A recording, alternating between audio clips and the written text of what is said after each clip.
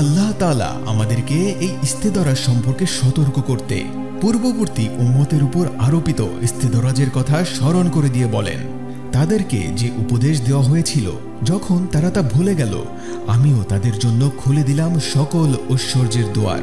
তাদেরকে দেওয়া সুখ ঐশ্বর্যের আতিশয্যে একসময় তারা উল্লাসিত হয়ে উঠল। তখন আমি হঠাৎ তাদেরকে পাকড়াও করলাম, এতে তারা হতাশ হয়ে গেল।